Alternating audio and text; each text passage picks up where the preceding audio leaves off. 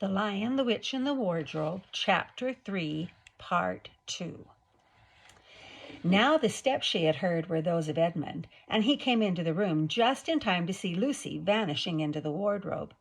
He at once decided to get into it himself, not because he thought it a particularly good place to hide, but because he wanted to go on teasing her about her imaginary country.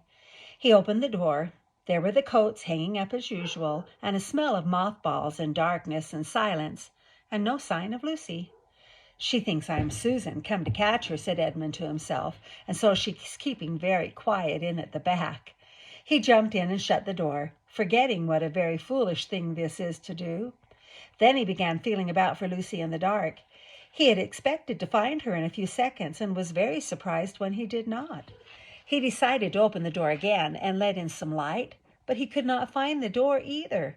He didn't like this at all, and began groping wildly in every direction. He even shouted out, "Lucy! Lou, where are you? I know you're here." There was no answer, and Edmund noticed that his own voice had a curious sound. Not the sound you expect in a cupboard, but a kind of open-air sound. He also noticed that he was unexpectedly cold, and then he saw a light. "Thank goodness," said Edmund. "The door must have swung open of its own accord." He forgot all about Lucy and went towards the light, which he thought was the open door of the wardrobe. But instead of finding himself stepping out into the spare room, he found himself stepping out from the shadow of some thick, dark fir trees into an open place in the middle of a wood. There was crisp, dry snow under his feet, and more snow lying on the branches of the trees. Overhead there was a pale blue sky, the sort of sky one sees on a fine winter day in the morning. Straight ahead of him he saw between the tree trunks the sun, just rising, very red and clear. Everything was perfectly still, as if he were the only living creature in that country. There was not even a robin or a squirrel among the trees, and the wood stretched as far as he could see in every direction. He shivered. He now remembered that he had been looking for Lucy, and also how unpleasant he had been to her about her imaginary country, which now turned out not to have been imaginary at all. He thought that she must be somewhere quite close, and so he shouted, "Lucy! Lucy! I'm here too! Edmund!" There was no answer. "She's angry about all the things I've been saying lately," thought Edmund, and though he did not like to admit that he had been wrong, he also did not much like being alone in this strange, cold, quiet place, so he shouted again, "I say, Lou, I'm sorry I didn't believe you. I see now you were right all along. Do come out. Make it Pax." Still there was no answer. "Just like a girl," said Edmund to himself, "sulking somewhere and won't accept an apology." He looked around him again and decided he did not much like this place, and had almost made up his mind to go home, when he heard, very far off in the woods, a sound of bells. He listened, and the sound came nearer and nearer, and at last there swept into sight a sledge drawn by 2 reindeer. The reindeer were about the size of Shetland ponies, and their hair was so white that even the snow hardly looked white compared with them. Their branching horns were gilded and shone like something on fire when the sunrise caught them.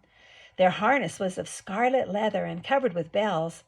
On the sledge, driving the reindeer, sat a fat dwarf who would have been about 3 feet high if he had been standing.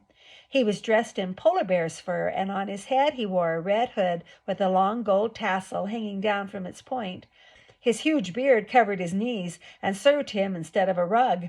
But behind him, on a much higher seat in the middle of the sledge, sat a very different person.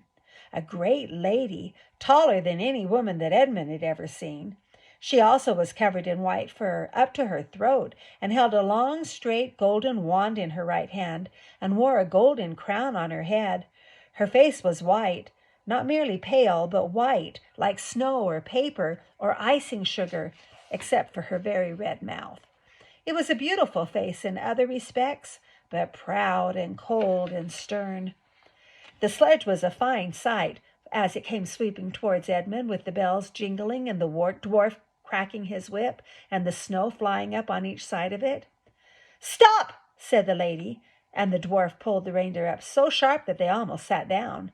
Then they recovered themselves and stood champing their bits and blowing In the frosty air, the breath coming out of their nostrils looked like smoke. "And what, pray, are you?" said the lady, looking hard at Edmund. My name's Edmund," said Edmund rather awkwardly. He did not like the way she looked at him. The lady frowned. "Is that how you address a queen?" she asked, looking sterner than ever.